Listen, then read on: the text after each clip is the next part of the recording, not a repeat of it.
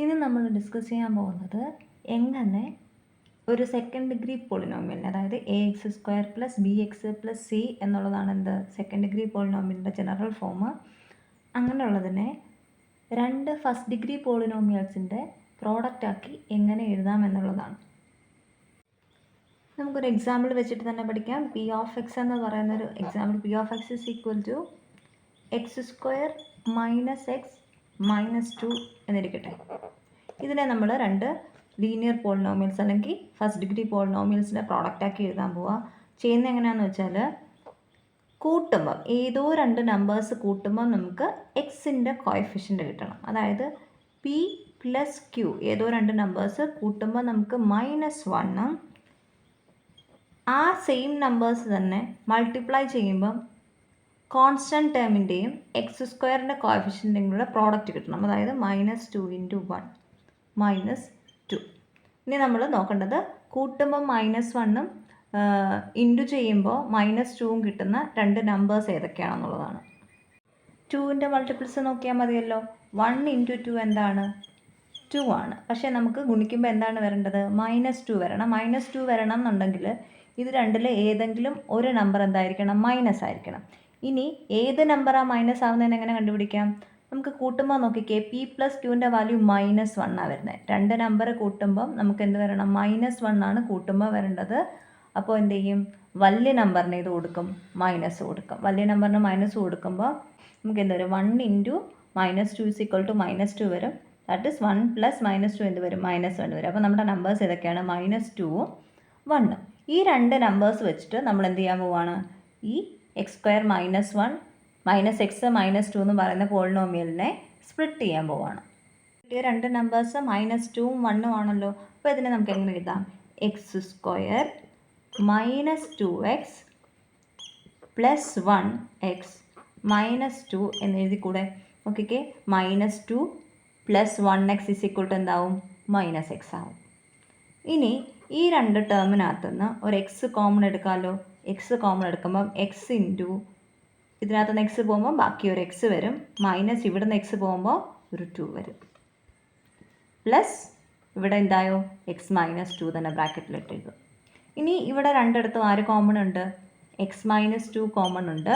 x - 2 common എടുക്കുമ്പോൾ ബാക്കി ഇവിടെ എക്സ് ഉണ്ട്, ഇവിടെ എന്തായി? പ്ലസ്. ഇവിടെ ഒന്നുമില്ല എന്നുണ്ടെങ്കിൽ അതിൻ്റെ അർത്ഥം എന്താ? അവിടെ ഒരു 1 ഉണ്ട്. അതായത് 1 × x - 2 ആണ് x - 2. അവിടെ എന്ത് വരും? ബാക്കി x - 2 വരും, x + 2 വരും. അതാണ്. അപ്പം നമുക്ക് x² - x - 2 എന്ന് പറയുന്നതിനെ നമ്മൾ രണ്ട് ലീനിയർ പോളിനോമിയൽസിൻ്റെ പ്രോഡക്റ്റാക്കി എഴുതി, x - 2 × x + 1. വേറെ എക്സാമ്പിൾ നോക്കിയാൽ p(x) = 2x² - 3x - 2.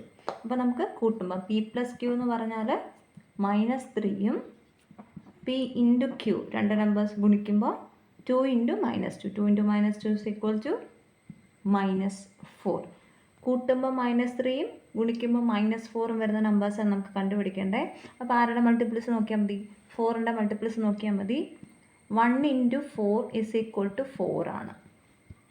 1 × 4 = 4 ആണ്.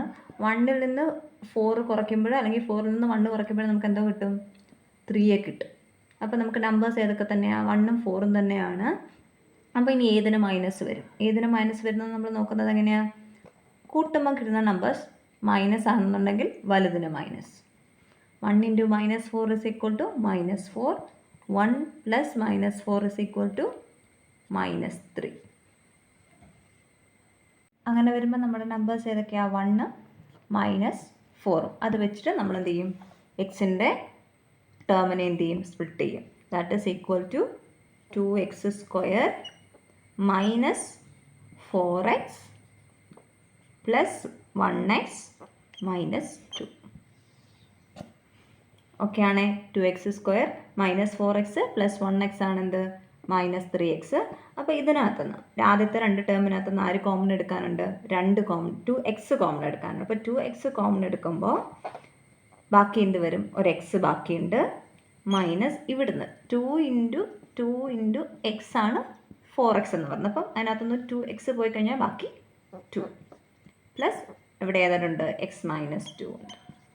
ഇവിടുന്ന് വീണ്ടും ഈ ഒരു ടേമിൽ എക്സ് മൈനസ് ടു ഉണ്ട്, ഈ ഒരു ടേമിൽ എക്സ് മൈനസ് ടു ഉണ്ട്. അപ്പോൾ എക്സ് മൈനസ് ടു കോമൺ എടുക്കുമ്പോൾ ഇവിടെ ബാക്കി 2x നടുക്ക് plus then x minus two into 1 ആണ്, അപ്പോൾ അവിടെ 1. അപ്പോൾ നമ്മുടെ ടേംസ് ഏതൊക്കെയാണ്? X minus two into 2x plus 1, 3x square minus 2x square minus 3x minus 2 is equal to എങ്ങനെ കിട്ടി?